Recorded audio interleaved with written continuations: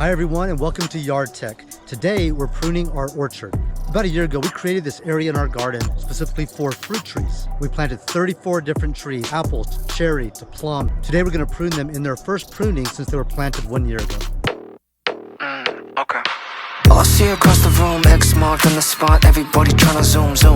But this is casual, another night with the wolves, but I should be dealing with them, she's a damn professional. Making plays for, don't need to be told, yeah she knows. Got these fellas down bad and everybody else mad. Adrenaline rush, leaving them in the dust, now they converting the stands. The world is in her hands now, she's living in my head. It's early April here in Northern California, and the weather changed from being freezing every night to beautiful weather. So we didn't have very much of a transition. And we had a lot of our fruit trees start to bulb and green up. We're still in plenty of time to have a successful year.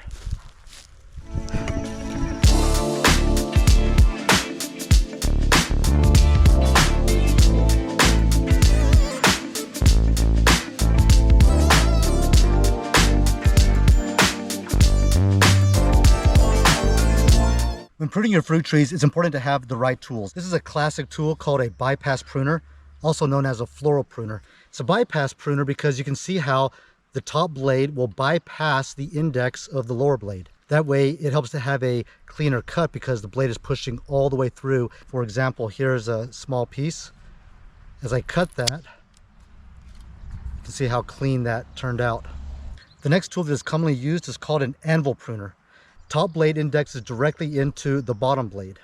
It's a pinching effect. I don't know if this is the best tool to use for pruning fruit trees, but this is a very strong tool and has a lot of power. So sometimes in cutting a larger limb on a standard tree, this might be the tool to use. The next tool is this little multi-purpose snippet pruner. And this is pretty great. It's small, it's lightweight, convenient, 2 sharp blades that have a slight bypass. And this is really great for little suckers that start to grow along your tree. And you can go around and very quickly snip, hence snippets. You can snip those little suckers right off. But here at YardTech, we go a little bit more advanced. I want to show you my 2 favorite tools. This is my DeWalt Pruner. Really simple. Battery operated. This is made by DeWalt, one of my favorite things ever. Here's my sacrificial piece of wood. Right off, no effort. My hands, my fingers, they don't get tired from pruning so much. Now, if you have larger limbs that need to be cut, there are tools that you can get like this folding saw. It's very convenient, it's safe, you can fold it for storage, and you can open it up. Now, the problem with using this type of saw on a fruit tree is it does not leave a very clean cut. It's very jagged, right? So we tend not to use these, but sometimes if you have a really large diameter limb that needs to be trimmed, something like this might work. But again, not here at YardTech. At YardTech, we do something else. My battery operated saw. This is from a company called IMDM.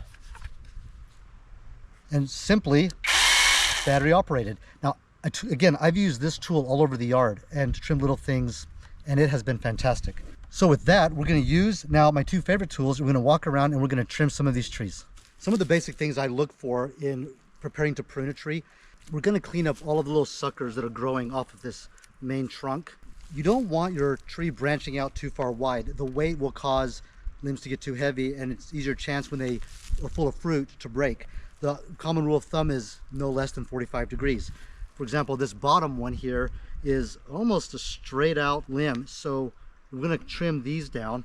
Also, I want to keep all of the limbs cut at a height of about knee to mid thigh level.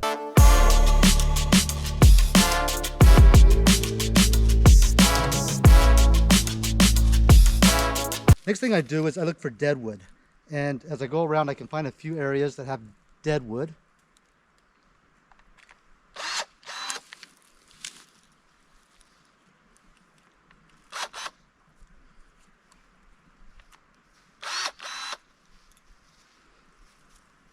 Also, I'm going to keep them all at a certain height. I'm going to say this high. And whenever I trim on an active limb, I always want to trim right above one of the buds because that will create another shoot that will continue the growth pattern. So I'm going to say about this high right here, and I'm going to cut it at an angle right above that bud. I'm going to keep my fingers out of the way. just like that. And so to continue that pattern of height, we'll cut right here.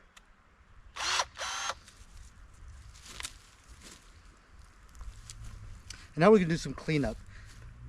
One of the things I also look for in pruning is crossover. If I see two limbs that are crossing over or have a potential to cross over soon, we want to clean that up. You want to have a lot of airflow through your fruit trees.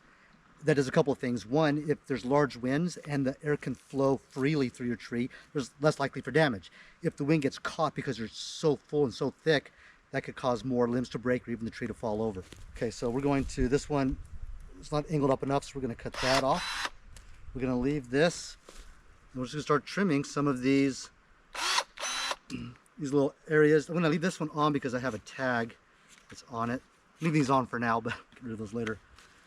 Okay. If they're not pointing up or diagonal enough, we're going to cut them off. Just like that.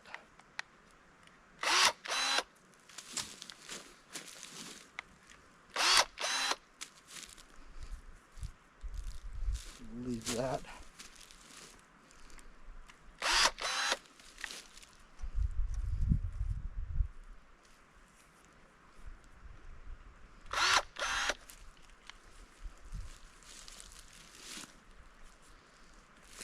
Okay.